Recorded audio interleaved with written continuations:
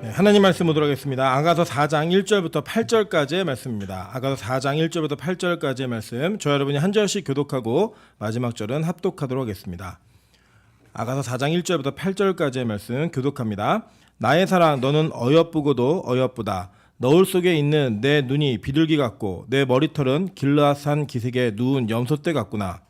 내 이는 목욕장에서 나오는 털 깎인 암양 곧 새끼 없는 것은 하나도 없이 각각 쌍태를 낳은 양 같구나. 내 입술은 홍색 실 같고 내 입은 어여쁘고 너울 속에 내 뺨은 석류 한쪽 같구나. 내 목은 무기를 두려고 건축한 다윗의 망대 곧 방패 1000개 용사의 모든 방패가 달린 망대 같고 내 두 유방은 백합화 가운데서 꿀을 먹는 쌍태 어린 사슴 같구나. 날이 저물고 그림자가 사라지기 전에 내가 몰약산과 유향의 작은 산으로 가리라. 나의 사랑, 너는 어여쁘고 아무 흠이 없구나. 내 신부야, 너는 레바논에서부터 나와 함께하고 레바논에서부터 나와 함께 가자. 아마나와 스닐과 헤브론 꼭대기에서 사자굴과 표범산에서 내려오너라. 아멘. 네, 우리 주변에 있는 분들에게 이렇게 한번 인사하도록 하겠습니다. 당신과 함께 있으니 졸음이 확 떠납니다. 네, 우리 손도 서로 좀 만져주시고 우리 동성끼리는 손도 잡고 이렇게 주물러 주시고 잠을 좀 깨우셨으면 좋겠습니다.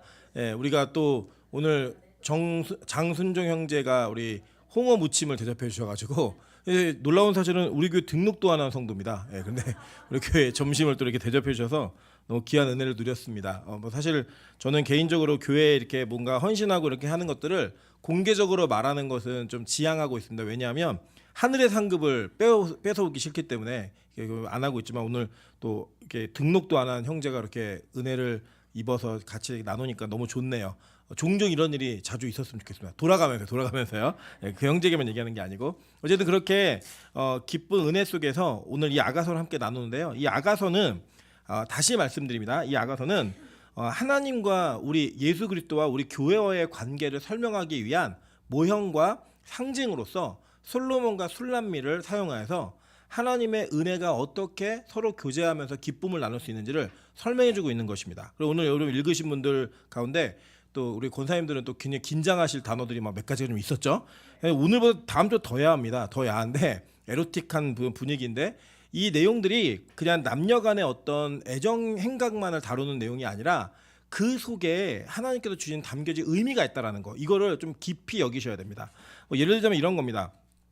성경이 결혼이라고 하는 제도를 사실은 유한한 제도잖아요. 결혼은 이 땅에 있을 때만 있는 거예요. 천국 가시면 없어요. 근데 그 유한한 제도를 파괴하는 행위를 돌로 쳐 죽이는 죄로 다루었습니다. 그리고 이 죄악의 문제를 굉장히 심각하게 성경은 다루고 있어요. 왜냐하면 그 자체가 뭐 크다 이런 죄의 목록이기도 하지만 동시에 더 큰 것은 무엇이냐면 이 죄의 목록이 가지고 있는 그 함의되어진 의미가 훨씬 더 중요하기 때문입니다.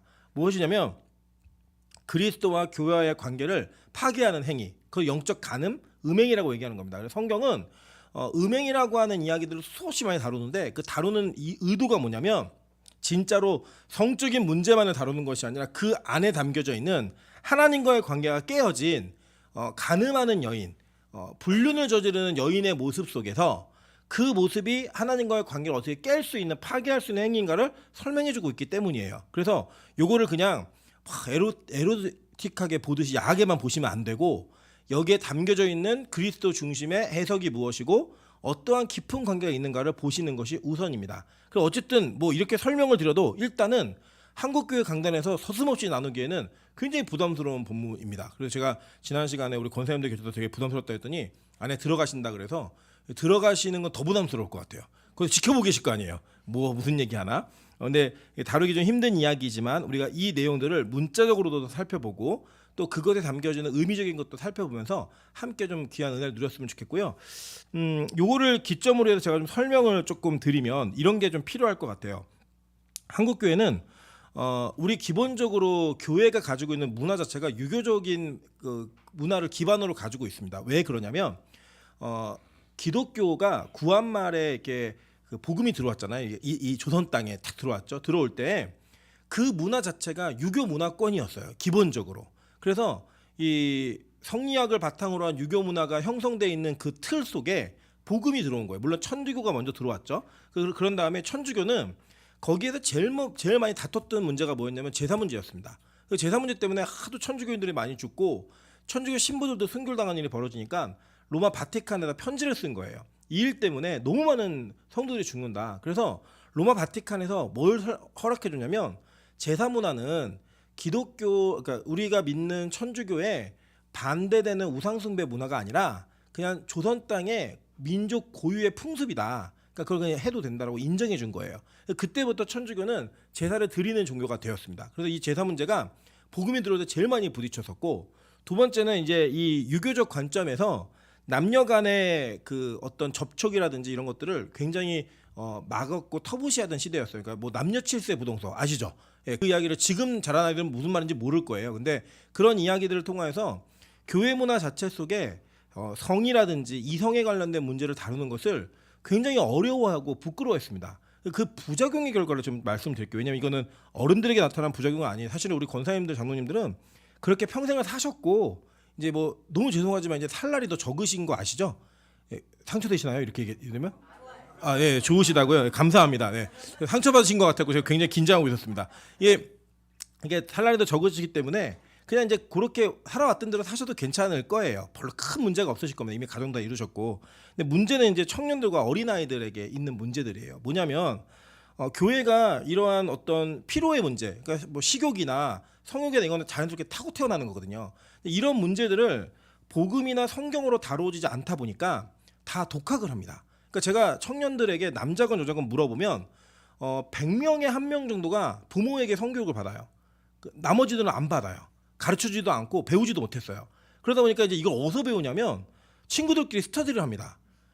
예, 해본 사람이에요. 웃는 사람들 뭐 하는 건지 모여가지고 이상한 것도 보고 뭐 이상한 것도 나누고 뭐 이러면서 뭐가 문제냐면요, 잘못된 성 지식을 쌓게 돼요. 그러니까 성경적이지 않은 성적 관념을 갖게 됩니다. 근데 그게 제일 큰 문제인 거예요. 근데 교회는 안 가르쳐주죠. 세상은 다 그렇게 돌아가면서 크면서 자연스럽게 몸에 반응이 있으니까 그런 걸 접하다 보면 가르쳐주지 않았기 때문에 그게 옳다라고 여기는 거예요. 그리고 더 큰 문제는 뭐냐? 교회가 이걸 오픈하지 않으니까 자꾸 숨겨요. 그러니까 예를 들면 남녀가 만나는 게 그냥 교회 안에서 자연스럽게 만날 수 있게 해주면 전혀 문제 없이 그 양지에서 만나요, 그냥. 근데 그거를 자꾸 안 된다, 막 눈을 부리키고 하니 어디 뭐 좋아하는 애들 같이 앉아, 막 앞뒤도 앉지 마, 막 이렇게 막 얘기를 하면 얘네가 어떻게 할까요? 예배를 안 드리고 숨어요. 예. 그리고 교회 자꾸 비공개와 그 어두운 곳으로 가게 되면 문제가 반드시 발생합니다. 그리고 이게 어려운 문제가 돼서 제가 청년 생활하면서 느낀 게 뭐냐면 실제 애들의 문제거든요. 더 놀라운 사실은 권사님, 장로님들은 우리 애는 아니라고 생각하세요. 우리 애는 너무 건강한 성에 대한 생각 갖고 있고 절대 그렇지 않습니다. 제가 경험해본 결과 너무나 많은 아이들이 방황하고 있고 몰라요, 내용 자체를. 그런데 성경은 이런 부분들까지도 정확하고 분명하게 다루고 있다라는 거예요. 여러분, 성경이 이걸 안 다루는 게 아니라 다루고 있는데 그 다루는 것을 우리가 접할 기회가 없었기 때문에 성경이 다루지 않는다고 생각하는 겁니다. 물론 차이는 있어요. 어떤 차이가 있냐면 성경 시대는 13살이 되기 전에 이미 시집장가를 다 갔습니다. 그러니까 성적인 눈이 뜨기 전에 결혼을 이미 한 거예요. 그러니까 성에 눈을 뜨고 나면 합법적으로 그것을 해소할 남편과 아내가 있었어요. 그러니까 별로 문제가 안 됐던 거예요. 이런 거 자체가. 근데 지금은 조선시대로 따지면은 뭐 40이나 이쯤 되면요, 거의 증조 할머니가 될 수 있는 가능성이 있었습니다. 왜 그러냐면 여러분 그 장로교 헌법 배우시면서 좀 놀랐던 사실 중에 하나가 장로가 만 몇 살이었죠? 아, 그걸 외우시네. 35. 35이면 지금 35이면 누구냐면 누가 35이지? 기어서 6 아니야? 5. 성교 장로님이 될 수 있는. 끔찍하죠. 이거 교회가 어떻게 되려나. 그러니까 이게 왜 가능했냐면 조선 구한말, 그러니까 조선 시대가 막 끝나는 그쯤 해서는요, 뭐 15이면 부터 아기를 낳고 막 결혼 장가를 다 했어요. 그러니까 30이면 할아버지도 가능했던 나이예요. 그러니까 35이면 완전 어른이었어요, 그 시대. 그리고 그때 아시지만 수명이 짧아서 60살을 살면 환갑잔치를 엄청 크게 했잖아요. 그래서 그 당시에는 그 35이라는 나이가 어른의 나이였습니다. 그리고 그때 정해진 법이 안 변하고 지금까지 그냥 쭉 온 거예요. 그러니까 이제 권사님들 생각하기에는 35살짜리가 장로를 해? 이렇게 생각할 수 있지만 그때는 그게 지극히 당연했던 일이었던 거예요. 그래서 이제 그런 어떤 이 결혼 정년기가 늦어지고 결혼에 대한 그러니까 문화들이 자꾸 늦춰지다 보니까 이제는 우리 청년 세대들 그리고 젊은 세대들에게 이전에는 고민하지 않았던 문제가 생긴 거예요. 뭐냐면 성적으로는 그 에너지가 만개하는 시기가 왔는데 결혼이 안 되거나 결혼을 못하는 안 한 거죠. 안 한 거예요. 저희 교회는 못한 게 아니고 안 한 친구들이 이제 생기기 시작하니까 이 에너지를 어떻게 통제하고 어떻게 컨트롤해야 되는가 이런 문제가 생길 수밖에 없는 거예요. 그래서 사실은 교회가 저는 이런 문제를 좀 적극적으로 다루어야 된다고 생각을 하고 그리고 이 문제를 다루면서 우리가 가지고 있는 생각 속에 하나님이 주신 생각들, 성경이 추구하는 내용들이 얼마나 건강하게 우리를 만들어갈 수 있고 그 안에서 누리는 성의 문화가 얼마나 행복하고 즐거운 것인지 숨어서 어두운 곳에 퇴폐적으로 해야 되는 게 아니라 밝게 즐겁고 행복하게 누릴 수 있는 것인지를 배우는 것이 저는 지극히 합당하다고 생각합니다. 그리고 우리 권사님들 앞으로 이제 다음 주가 더 좀 그래서 제가 미리 예고를 드리는 거예요. 너무 충격받으시지 말라고. 예. 제가 이제 누가 어떤 조언을 들었냐면 이런 말 할 때 더듬지 말래요. 제가 더듬으면 자기들이 더 민망하다는 거예요. 그러니까 무조건 그냥 얘기를 그냥 해라. 근데 제가 언제 더듬냐면 막 얘기할 때 우리 권사님들이 안 놀란 척 하시는데 그 놀라는 눈빛이 제가 느껴질 때가 있어요. 아, 그러면 저도 당황해가지고 이런 거에 놀라시나 뭐 이런 생각 들기도 하고 이게 놀랄만한 일이구나 이런 생각 드는데 그런 내용들이 좀 잘 소화될 수 있는 성숙함이 있는 교회가 되기를 주님으로 축원합니다. 네, 오늘 아가서 이 4장에서 보시면요. 3장에서는 어떤 장면이 나왔냐면 우리 지난 시간에 배운 게 결혼식을 했어요. 결혼식. 그래서 결혼 가마 타고 가잖아요. 그죠? 그래서 예수님께서 우리를 데리러 오시는 그 결혼의 가마가 성전과 동일한 재료를 써서 만들었다라고 얘기해서 예배 관계 속에서 그 관계가 어떻게 완성되어지는지를 우리가 배웠습니다. 결혼식을 했어요. 그럼 뭘 보내야 돼요? 에?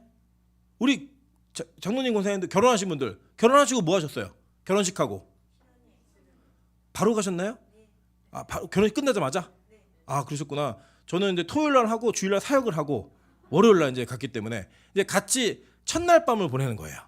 예. 그 장면이 오늘 이제 나오는 장면이에요. 물론 우리가 예상을 해보면 이 술람미 여인과 솔로몬은 결혼식 이전에도 그런 어떤 성적 접촉이 분명히 있었어요. 침실에서 서로를 찾았고 침실 뒤로 이끌어서 서로 관계들이 있었습니다. 불타는 관계가 있었어요. 그러고 난 다음에 이제 결혼한 다음에 이제 공식적으로 신랑과 신부가 되어서 첫 번째 밤을 보내는데 여러분이 읽으신 이 1절부터 8절까지는 여자의 눈으로부터 시작해서 여자의 가슴에 이르기까지 그 내용을 남자가 쭉 바라보면서 하나하나를 짚어서 얼마나 예쁘고 아름다운지를 설명해주고 있는 내용이에요. 그리고 이제 다음 시간에 배울 9절부터 15절까지는 이제 그 가슴 이하로 내려가는 하체, 이 하체 부분에 대해서 어떠한 기쁨이 있고 어떠한 즐거움이 있는지를 설명하는 장면입니다. 그리고 오늘의 여러분이 읽으신 그 내용까지가 어떤 내용이냐면 이제 그 아내가 되어진 그 신부가 되어진 이 아내에게 그 성적인 연합이 이루어지기 전에 그냥 다짜고짜 그냥 덮치는 게 아니라 그 아내가 가지고 있는 신체적인 아름다움을 조목조목 설명을 해주는 그 장면이 오늘 나오는 겁니다. 그리고 여러분 오늘 완성적으로 보시면 8절이 뭐예요? 내 뭐라고 부르죠? 내 신부야 이렇게 호칭이 바뀌어요.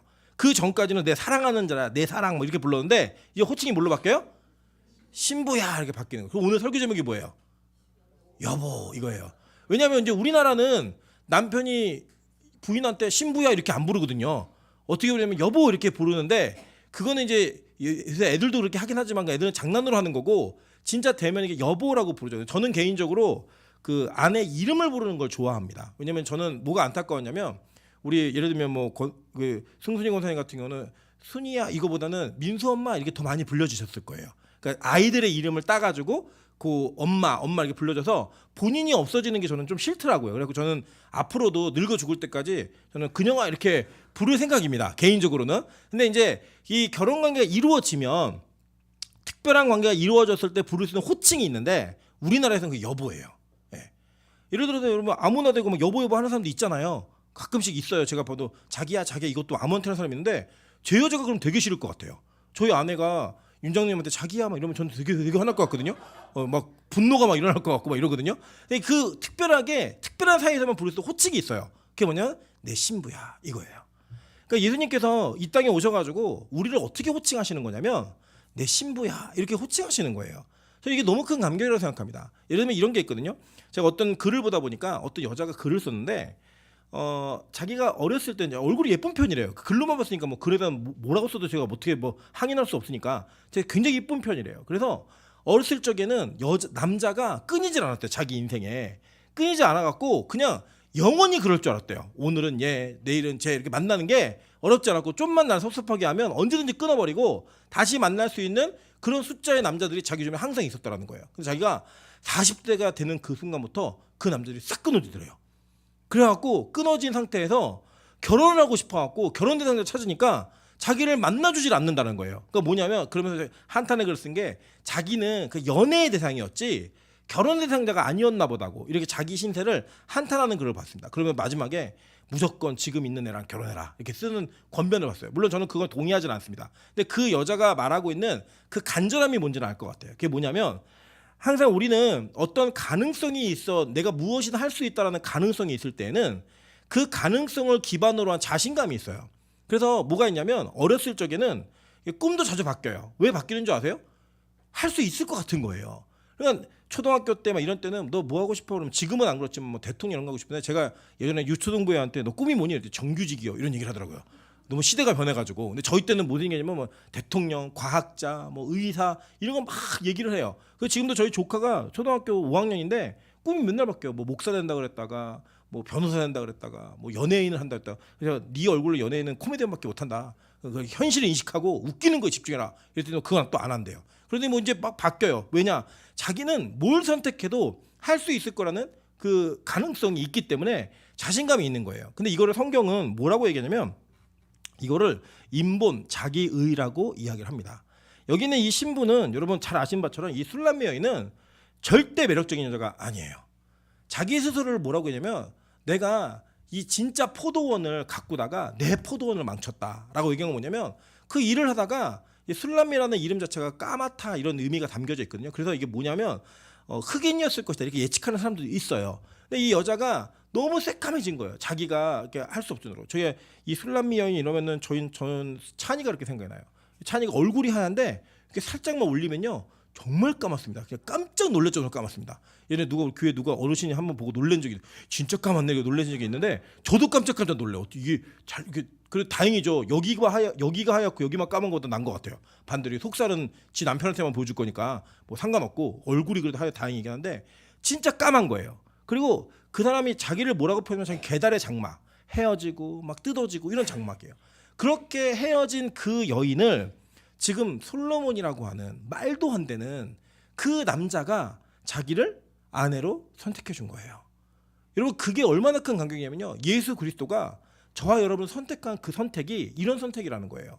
저는 이 땅에 사는 동안에 우리가 얼마나 우리 자신이 대단한가를 자랑하다가 결국에는 나이가 먹고 힘들고 지치면 그것이 얼마나 의미 없었던 일인가를 고백하며 이 인생을 마무리하게 돼 있다고 생각을 합니다. 그래서 여러분 제가 보면은 진짜 저희 교회 권사님들이 젊으셨을 때 되게 미인이셨을 것 같아요.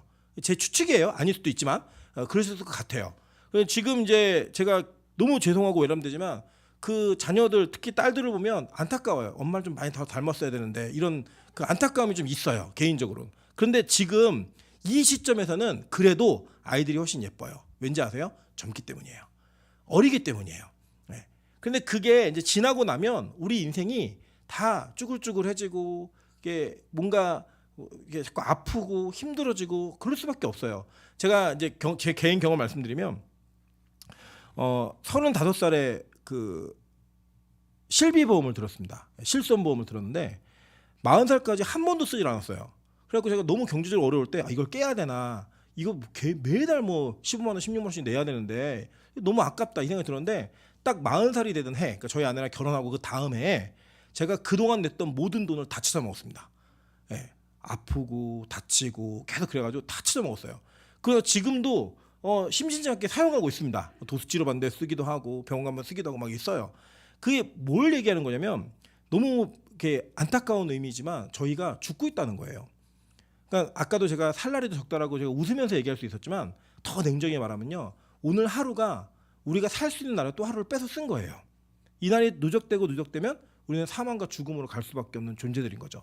그런데 그러한 존재에 있고 그렇게 망가져 있는 이 술람미를 하나님께서는 솔로몬은 찾아와서 그의 눈부터 시작해서 하나하나가 얼마나 예쁜지 그 예쁜 것들을 찾아서 얘기를 해주는 거예요. 저는 이게 너무 큰 감동을 생각해요. 이게 여자분들이 제일 속상할 때가 언제냐면 남자가 그냥 미안하다 그럴 때. 근데 이유는 모를 때예요. 뭐가 미안해? 근데 그냥 다 미안해. 이렇게 얘기하면 더 화가 나요. 그죠? 안 그러세요? 뭐 잘못했어? 그건 잘 모르겠는데 어쨌든 미안해. 이렇게 하면 진짜 너무 화가 나요. 마찬가지예요. 예쁘다 그러는데 그 예쁜 것을 표현해 줄 때 여보 당신의 이러이러한 부분이 참 예쁜 것 같아. 당신의 이러이러한 부분이 참 좋은 것 같아. 라는 말을 해주면 그게 되게 감동이에요. 아, 이 사람이 나를 이렇게 세심하게 보고 있구나. 세심하게 살펴보고 있구나. 이게 되게 큰 감동이거든요. 사실 제가 제 자랑을 조금 할게요. 이주영 목사님이 다른 타 교회를 이제 지원하면서 추천서를 써달래요.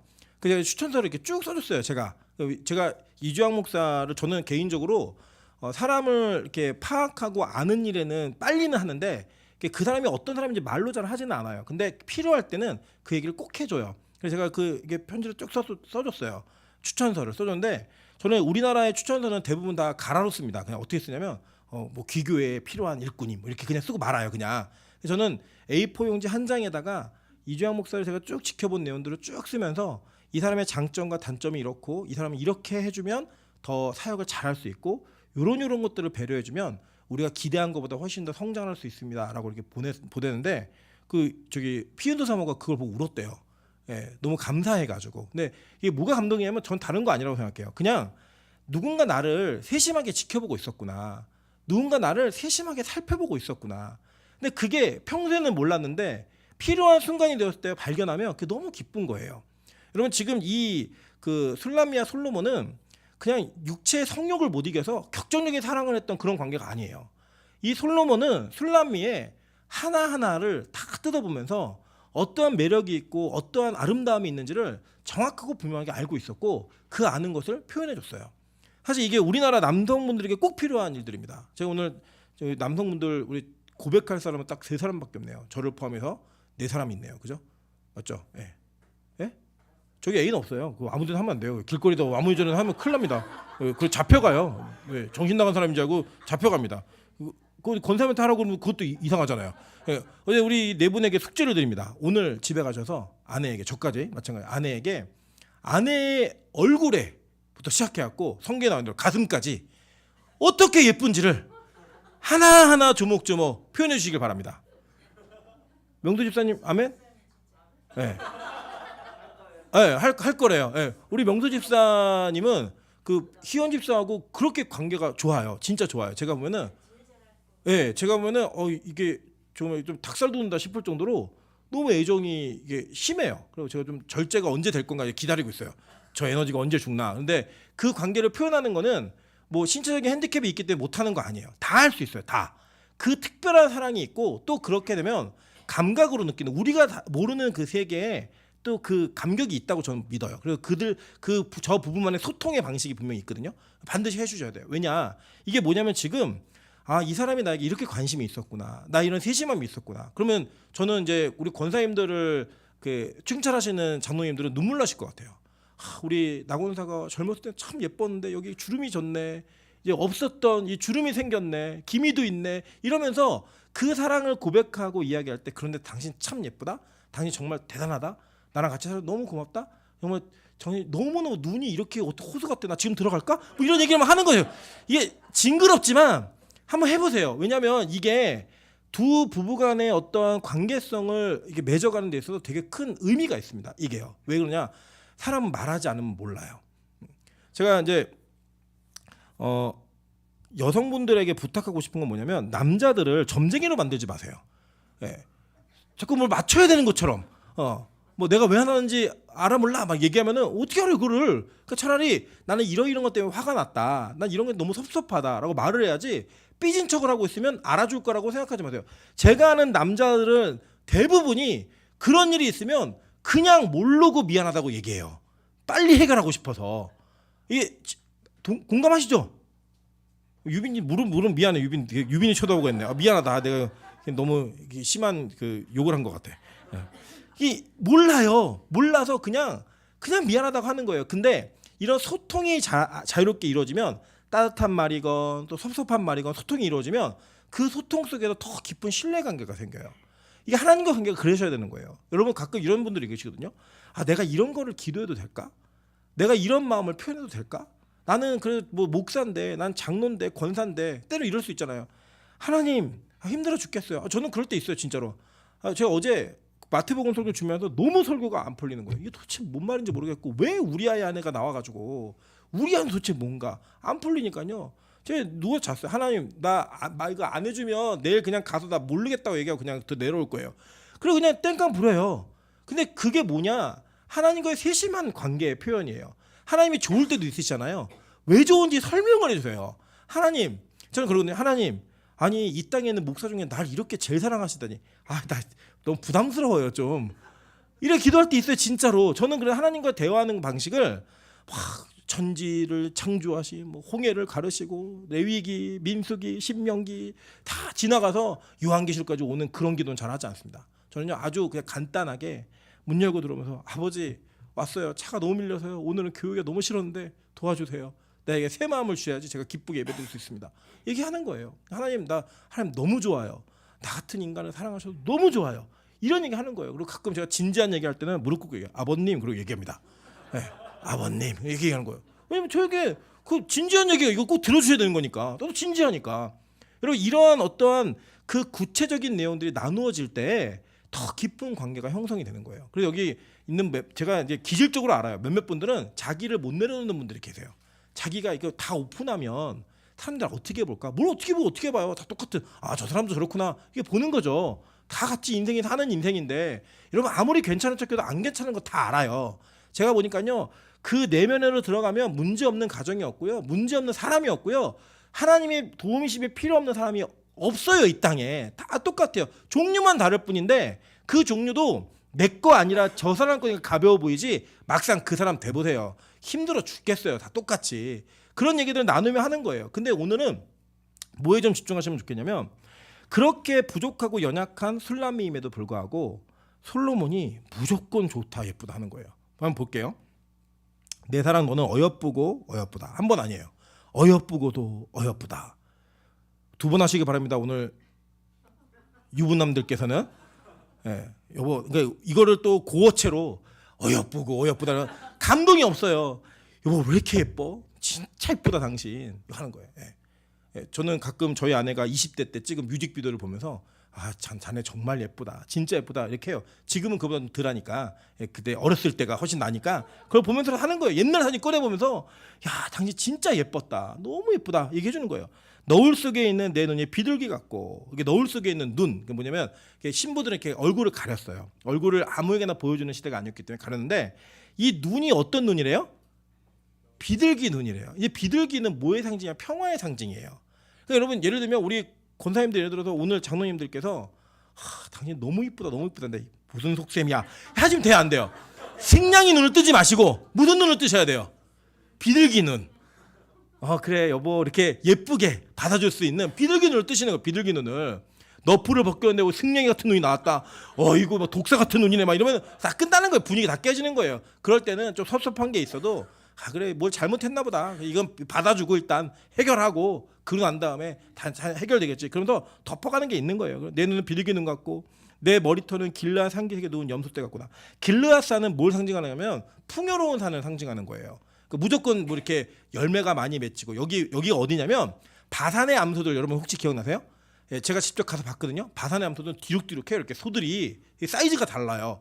풍성하고 잘 농사가 잘 되고, 이런 그 목축이 잘 되는 그 지역에 있는 누운 염소떼처럼 머릿결이 기름지고 막 그렇다는 거예요. 그러니까 이제 지금은 막 기름지다라는 게 막 머리 안 감았나 막 이런 의미지만, 이때 당시에는 여러분 지금 우리 북한 아가씨가 기도도 했지만 내래고조 이렇게 할 줄 알았더니 또 기도는 한국 사람처럼 하네요. 기도를 했는데, 이 북한에서는 배가 나온 남자가 인기가 많아요.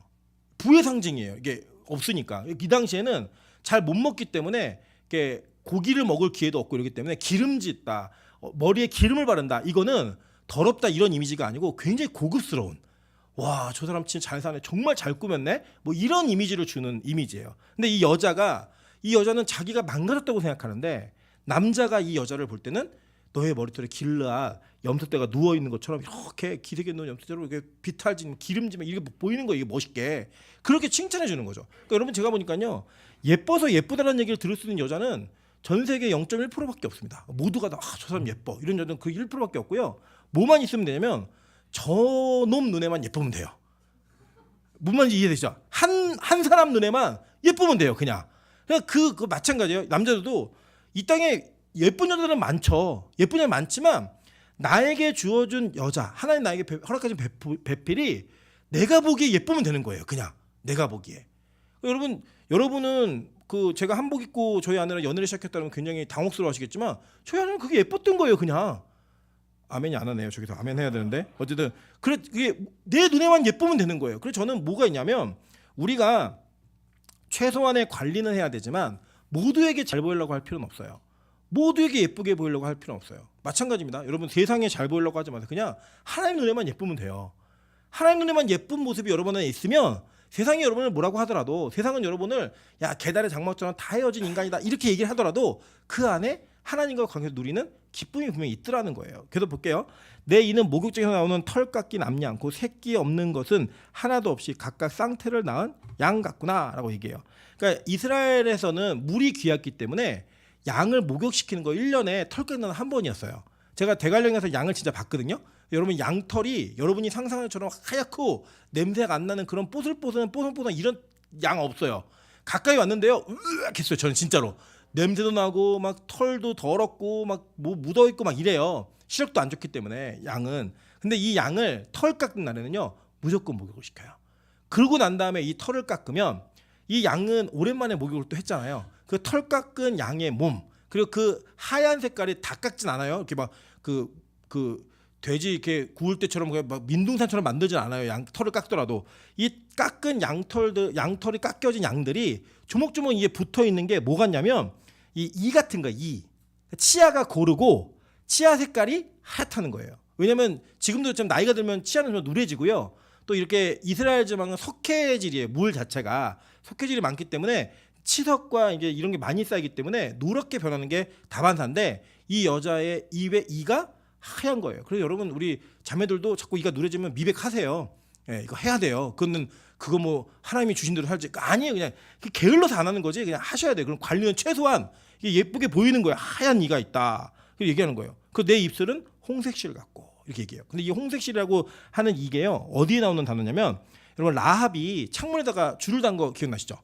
그러니까 이게 그 줄하고 똑같은 단어예요. 그러니까 밧줄은 아닌데 실보다는 좀 굵은 줄 같은 줄이에요. 그러니까 입술이 아주 얇은 건 아니고 이런 줄인데 이게 뭘 상징하냐면 이 라합의 밧줄이 뭘 상징했죠? 유월절 어린 양의 문지방에 바른 피를 상징했잖아요. 그거 동일하게 했잖아요. 이게 입술에 피가 묻어 있는 것처럼 그 색깔이 나와 있는 거예요. 근데 이게 뭘 상징하냐? 나중에 우리가 예수 그리스도의 피와 살을 먹는다라는 얘기할 때 포도주를 마시는 장면이 나오죠. 이 포도주가 마치 피처럼 보이게 만드는 효과가 있는 것처럼 지금 이 여인의 입술이 예수 그리스도의 보혈을 마시는 자가 되어서 그 은혜를 누리는 자로서 사는 그 모습을 상징하고 있는 모습으로 칭찬이 되고 있는 거예요. 자, 그래서 볼게요. 너울 속의 내 뺨은 석류 한쪽 같구나. 이 석류라는 과일 자체가 여성성을 상징하는 과일이었고 이 자체가 굉장히 귀한 과일이었어요. 그러니까 벌그스름한데 이게 탁 까면은 거기 알이 막 그 색깔 되게 영롱하게 예쁘잖아요. 석류 드셔보셨죠? 네, 그것처럼 이 여자의 너울을 싹 벗기면 그 볼이 너무 예쁘다만 이거예요. 이거. 그러니까 저는 그런 건 있었을 것 같아요. 지금 이 시대는 우리는 경험할 수 없지만 우리는 얼굴을 다 보고 연애를 하잖아요. 근데 저희 외할머니도 시집 가실 때 할아버지 얼굴을 못 보고 가셨대요. 그냥 첫날 밤에 이렇게 얼굴 이렇게 보면서 봤다고 얘기하시고 그 이천수 선수가 이제 사우디아라비아에서 선수 생활을 잠깐 했잖아요. 얘기하는데 그 사우디아라비아는 결혼을 할 때 신부 얼굴을 못 보고 결혼한대요. 결혼식도 신랑 따로 신부 따로 한대요. 신랑 친구들 남자끼리 따로 신부 친구 여자끼리 따로 이렇게 한다는 거예요. 그래서 그럼 언제 얼굴을 보냐 그랬더니 결혼하고 나서 본대요. 그러니까 이제 걸렸는데 꽝 막 이럴 수도 있고 대박 막 뽑힐 수도 있고 이러겠고 요새는 어떻게 하냐면 외국 가갖고 얼굴 미리 보고 그리고 와서 결혼하는 문화가 있다라고 얘기하더라고요. 근데 몰랐을 때는 이 신부의 얼굴을 탁 너울을 벗기면 얼마나 기대가 될까요, 여러분? 그런 기대. 물론 이제 술람이나 솔로몬 얼굴 모르는 사이가 아니지만 이 화장했을 거 아니에요. 꾸미고 신부 화장을 했으니까 그거 딱 할 때 그 예쁜 신부 얼굴 딱 나타날 때 너 너무 예쁘다 이게 있겠죠. 여러분 우리가 영적 생활하면요 얼굴이 밝아져요. 이거는 그냥 하는 말이 아니라 모세에게 일어났던 일이에요. 모세가 여호와를 대면했더니 그 얼굴에서 광채가 나서 사람들 얼굴을 볼 수 없어서 수건으로 가렸잖아요. 마찬가지 여러분 진짜요 기도 생활 영적 생활을 온전하게 하시면 화장으로 인위적으로 만든 그 얼굴빛이 아니라 진짜 빛나는 얼굴빛이 있어요. 아멘 하세요. 네, 그 경험을 못해서 그런 건데 진짜 있어요. 저는 우리 교회 모든 성도가 다 미인 되시기를 주님으로 축원합니다. 네, 우리 모든 어른들께서 미남 되시기를 축원합니다. 뭐냐 기도 생활로 영적 생활로 그 기도를 하면서 기쁘고 즐거우면요 얼굴이 정말 행복해져요. 이렇게 오랫동안 병을 앓으시는 분들을 살펴보시면 얼굴 다 찌그러져 있고요. 얼굴 다 이렇게 그 안 좋아요. 제가 아는 어떤 지인께서는 되게 미인이었어요. 이화여대에서 뭐 이렇게 뭐 메달의 여인이고 뽑힐 정도로 굉장히 미인이셨는데 그 정신적으로 좀 어려움이 있으셔가지고 상당 오랜 동안에 병을 앓으셨는데 제가 오랜만에 보고 깜짝 놀랐습니다. 그러니까 진짜 그 아름다웠던 분이 저렇게 얼굴이 망가질 수 있을까 생각할 정도로. 그러니까 여러분 우리가 예수 믿는 자들은요 기쁘셔야 돼요. 행복하셔야 돼요. 그러니까 예뻐서 예쁜 게 아니고 영적 생활 때문에 이쁘셔야 돼요. 그런 이쁜 거는 저는 우리 자매들 정말 인정합니다. 다른 건 말고 그런 쪽으로 영적 생활하면서 제가 이렇게 토요일이고 주일이고 월요일 왔다 가는 우리 자매들의 얼굴을 보면 내려갈 때는 얼굴이 달라요. 올라올 때는 피곤해 찌르고 막 이러는데 내려갈 때는 아프지만 행복한 열심히 뛰어서 힘들지만 행복한 그런 얼굴이 있더라고요. 그 얼굴을 보는 거예요. 저는 우리가 하나님이 우리를 보시기에 그런 얼굴이었으면 좋겠어요. 예. 예배를 드리면서 항상 기쁘고 즐겁고 누구를 맞더라도 행복한. 계속 볼게요. 그러면서 뭐가 나오냐면 내 목은 무기를 두려고 건축한 다윗의 망대 곧 방패 천개 용사의 모든 방패가 달린 망대 같고 실제로 역사 속에 다윗의 망대가 존재했다라고 하는 기록은 없어요. 근데 이 성을 지키는 망대처럼 목이 길고 이게 굵었던 것 같아요. 왜냐면 술람매 여인이 여러분 아시는 것처럼 여리여리하고 막 이런 여자가 아니에요. 막 농사도 혼자 짓고 뭐 이렇게 얘기하는데 여러분 실제로 그 잠언 30장에 보면 현숙한 여인에 대해서 나오거든요. 이 현숙한 여인을 보시면요. 우리 백현숙 권사님이 현숙한 여인이시긴 하지만 이 현숙이라는 그 여자의 그 가치가 뭐냐면요. 팔뚝 막 굵고요. 집안일도 잘하고 밖에 일도 잘해가지고 안팎으로 인정받는 일꾼이에요. 거기에 나오는 그 현숙한 여인의 기준은. 그래서 여기에 있는 이 술람매 여인은 궁중에서 자랐던 궁녀들이나 이 공주들처럼 여리여리하고 가늘고 이런 여자가 아니에요. 어떤 막 낮은 곳에서도 일할 수 있고 막 농사 짓고 땅 파고 나무 세우고 이런 걸 했던 여자예요. 근데 그 여자가 솔로몬이 보기엔 예뻤던 거예요. 너무 예뻤던 거예요. 그러니까 여러분 우리가 가지고 있는 외모적 기준을 가지고 여러분 자신을 자꾸 평가절하하고 열등감에 막 들어가고 막 그러지 마. 거울 보기 싫어. 그런 거 하지 마세요. 왜냐? 하나님은요 여러분을 이 땅에 하나밖에 없는 작품으로 만드셨어요. 아멘 하세요. 진짜 이건 믿으세요. 여러분을 작품으로 만드셨어요. 여러분 이렇게 머리 큰 목사 보셨어요? 못 보셨죠? 이거요 작품이에요 여러분. 하나님이 특별하게 지으셔서 재료를 많이 쓰셔가지고 크게 만드셨어요. 이게 자랑하면 되는 거예요. 우리 인생에 자꾸 인생에 누군가 비교해가지고 난 쟤보다 눈이 작아, 쟤보다 코가 낮아, 나는 입술이 왜 이럴까 그러면서 자꾸 뭘 하고 이럴 생각하지 마시고 내 자신이 하나님께서 만든 작품이라는 것을 잊지 않으셔야 돼요. 물론 우리가 성격적으로나 여러 가지 어려움들 특별히 외모적으로 큰 어려움이 있으면 저는 뭐 성형수술을 해서 그 핸디캡을 극복하는 것도 저는 나쁘다고 생각하지만은 않습니다. 그런데 그거 아니어도요 우리 안에 기쁨으로 다가올 수 있는 일이 있어요. 그거는 극복할 수 있는 기쁨이 있다고요. 제가 예전에 일전에 충격받았던 것 중에 뭐냐면 제가 예전에 청년으로 섬겼던 교회가 청년들만 2만 명이 모였던 교회예요. 제가 나올 때는 10,000명 정도가 모였었는데 그 교회에서 누가 봐도 저 누나는 진짜 못생겼다 이런 생각이 들 만한 외모를 가진 누나가 있었어요. 근데 이 누나가 뭘 하냐면요 그렇게 잘 웃어요. 그리고 누가 뭘 해도 거절하는 법이 없고 어디든 항상 먼저 가서 섬기고 막 이렇게 일을 해요. 근데 그 누나랑 같은 팀에 있었던 정말 우리나라 굴지의 대기업에 다니면서 키도 182가 되고 정말 멋진 형이 있었거든요. 운동도 잘하고 이 형이 이 누나한테 프로포즈를 한 거예요. 다 화제였어요. 그 더 충격은 뭐였냐? 이 누나가 거절했어요. 믿음 없다고. 와 그래가지고요 다들 주변에 미쳤다 막 그랬어요. 저 누나 무슨 배짱이냐. 근데요 나중에는 결국 이 형이 계속 쫓아나고 둘이 결혼했어요. 지금 잘 살아요. 여러분 그게 뭐냐면 이게 진짜 정말 객관적으로도 못생긴 사람이었어요. 진짜. 그런데 그 자매의 얼굴에 하나님을 섬기는 기쁨이 있고 그 안에서 밝음이 있으니까요 정말 만날 수 없는 남자가 청혼하더라고요. 네. 그걸 보면서 진짜 대단하다 이런 생각이 들었습니다. 여러분 우리 그런 사람 됐으면 좋겠어요. 이 땅에서 우리는 집중받을 만한 존재들이 아니에요. 그런데요, 여러분, 하나님이 여러분을 만드셨고 창조하셨다는 그 개념을 반드시 갖고 계시면 그 어떤 환경 속에서도 주님만을 바라보면서 가질 수 있는 자존감이 생겨요. 여러분, 제가 항상 말씀드리잖아요. 학벌 때문에 생기는 여러분의 자존감은 더 높은 학벌을 만나면 무너집니다. 여러분, 여러분의 코 높이 때문에 생긴 자존감은 더 높은 코를 만나면 무너져요. 내가 이만큼 자산이 있기 때문에 생긴 자존감은요, 더 큰 자산이 있는 사람을 만나면 쭈그러들게 돼 있어요. 어쩔 수 없어요, 그건요. 근데요, 하나님으로 생긴 자존감은요, 그 어떤 상황 속에서도 절대 무너지지 않아요. 절대 흔들리지 않아요. 저는 그게 여러분 있었으면 좋겠어요.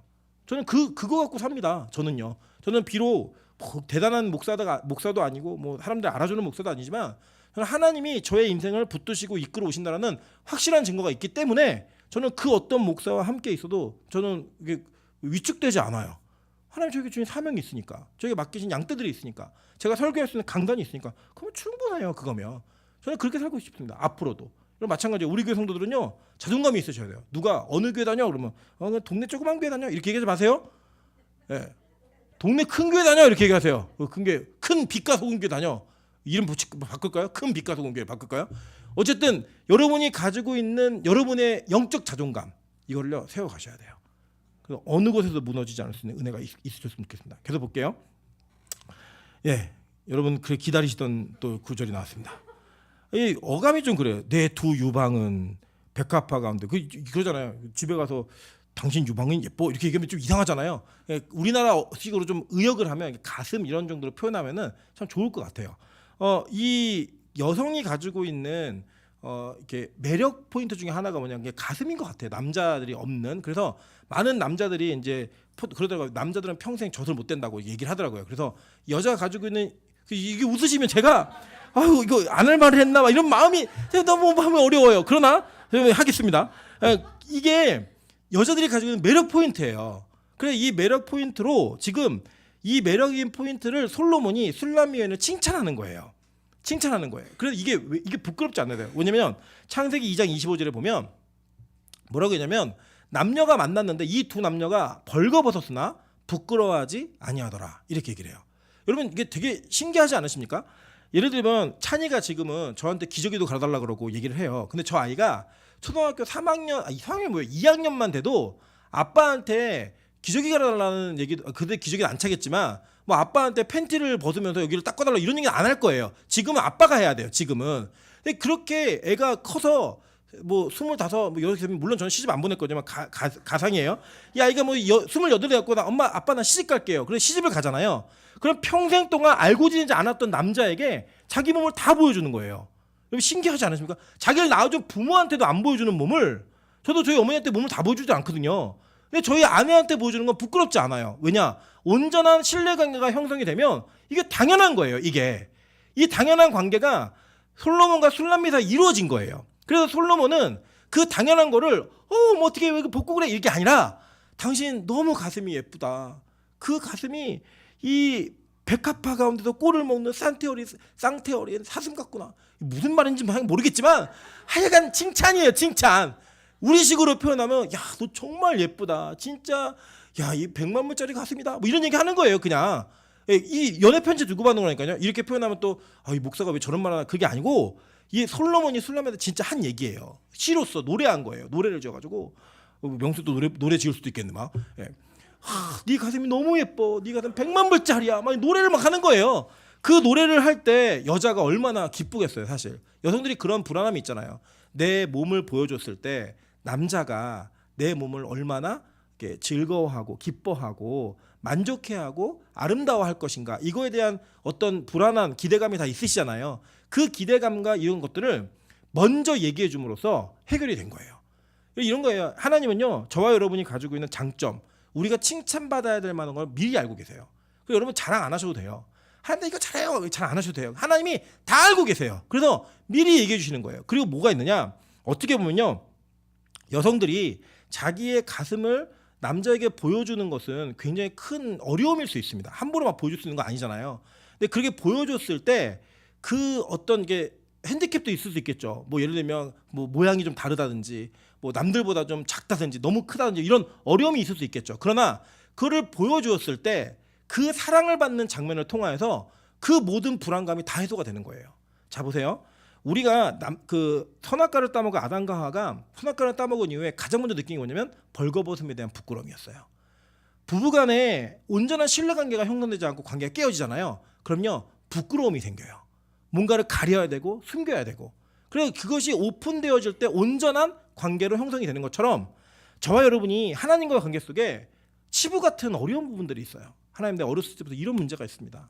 하나님 내가 이러한 어려움의 성격적 문제가 있고 내가 이런 환경적인 어려움이 있습니다. 근데 이거를요 오픈을 잘 못해요. 그건 뭐냐? 하나님을 신뢰하지 않는 거예요.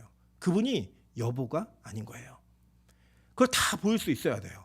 그리고 우리의 죄악이 폭로되고 우리의 약점들이 폭로되고 드러났을 때 그것을 예쁘다라고 아름답다라고 얘기해 주시는 그 그리스도의 사랑이 저와 여러분에게 훈련이 되어져야 돼요. 어디서? 이 땅에서. 우리 자신이 가지고 있는 여러 가지 핸디캡들이 있잖아요. 내 성격적 결함, 내 어려움의 문제들, 마음의 저 깊은 곳에 부모에게조차도 얘기할 수 없었던 그런 문제들이 교회 모임 가운데 나눠지고 교회 모임 가운데 치유되어지고 말씀 가운데 해소가 되어짐을 통해서 뭐가 생겨야 되냐? 벌거벗었으나 부끄러워하지 아니하더라. 여보가 되는 거예요. 여보가. 그래서 이 모임이 끝난 다음에 이게 얘기합니다. 뭐 뒤에도 이제 다 그런 얘기인데요. 다음 주에 이제 시간 때문에 장례식도 가야 돼가지고요. 다음 주에 더 보는데 7절 볼게요. 나의 사랑, 너는 어여쁘고 아무 흠도 없구나. 흠이 있어요, 없어요, 사실. 이미 흠을 얘기했어요, 스스로. 난 이런 흠이 있는 여자다. 그런데요, 이 솔로몬은 술람미에게 마지막 결정적으로 뭐라고 얘기했냐? 너는 아무 흠이 없어. 얘기해 주는 거예요. 그리고 이게 뭐냐면 복음입니다. 우리 진짜 흠 많은 인생이거든요. 우리 모두가 흠으로 점철되어진 인생이거든요. 근데 그 인생에 예수님께서 우리를 찾아오셔서 너 의인이야 라고 얘기해 주는 건 뭔지 아세요? 흠이 없다는 거예요. 너 흠없는 여자야. 흠없는 신부야. 얘기해 준 다음에 부르는 거예요. 내 신부야. 이제 이전까지는 연애의 관계였어요. 내 사랑아, 내 사랑아 얘기했는데 이제는 내 신부야. 이거 완전 다른 겁니다. 예. 여러분 그 서양 자매들이 왜 프로포즈를 받는 거 이렇게 우는지 아세요? 예. 서양이 한동안 잘못된 페미니즘이 막 왕성해가지고 여자들의 어떤 이 위치가 자꾸 높아지고 위자료 이런 것들이 막 비율이 커졌어요. 그리고 남자들이 결혼 안 하려고 그래요. 예. 서양 남자들은 결혼 안 하고 연애만 하려고 그래요. 그런데 이 남자가 결혼하겠다는 얘기는 뭐냐면 내가 이제 너한테 나의 가진 반을 주어도 되는 혹시 헤어지더라도 이 반을 줄 수 있는 그런 준비가 되었어라는 고백이에요. 그래서 그 서양 여자들이 그 막 반지 받고 막 청혼 받으면 그 우는 거예요. 그렇게 감동적으로. 우리나라 여자는 잘 안 울거든요. 이거 반지 어디서 했어? 막 이렇게 얘기하지. 잘 안 우는데 서양 여자는 엄청 울어요. 우는 게 뭐냐면 그 감동이에요. 책임지는 호칭이 바뀌는 거예요. 여러분 하나님께서 예수님께서 여러분을 뭐라 부르냐면 내 신부야. 이렇게 부르시는 거예요. 우리 한번 하나님 화답 보겠습니다. 따라하겠습니다. 여보. 아니 저한테 하지 마시고요. 저 보지 마시고. 저도 싫어요. 저도 제 취향이 있어요. 저도 저를 존중해 주세요. 저 위에를 보시고 하나님을 보시면서 여보 한번 해보세요. 이 집에서도 잘 안 하시니까 여기서 잘 안 나 안 나오시잖아요. 이게 뭐냐면 우리가 하나님을 이제 나의 신랑으로 부를 수 있는 그 특권이 생긴 거예요. 이 저한테 부르시면 이제 그 정명석이에요. 그게 사람한테 부르지 마시고 하나님께 하는 거. 이건 하나님께 하는 고백이에요. 이 땅에 어떤 존재도 그런 존재가 될 수 없고요. 오직 십자가에 달려 돌아가신 예수님만 그 존재예요. 그래서 창자국 못자국이 있으면 그렇게 하세요. 근데 그게 아니면 절대 그렇게 부르는 거 아니에요. 지금은 이 땅에 모형으로 주신 내 여보가 있어요. 그죠? 우리 뭐 나권사님에게는 우리 김선아 선생님 계시고 우리 박매영 권사님에게는 우리 윤병선 선생님이 계신 것처럼 여보가 있다고 이 땅에. 그 여보를 처음 불렀을 때 내가 그 남자의 신부가 되었을 때 감격이 있으셨잖아요. 이 아내가 나의 신부가 되었을 때 기쁨이 있으셨잖아요. 그 기쁨이 하나님과 관계에서 맺어지시면 됩니다. 그래서 오늘 우리 특권 얻었어요. 이전까지는 사랑하는 관계였는데 이제 뭐다? 여보예요. 책임져 주시는 거예요. 하나님이. 내 모든 걸 다 공유하겠다. 하나님께서. 그 공유하는 관계 속에 하나님이 주시는 그 기쁨을 누려갈 수 있는 우리 빛가서 공개 성도 되시기를 주님으로 축원합니다. 이 시간 같이 한번 찬양으로 기도하겠습니다. 주 나의 사랑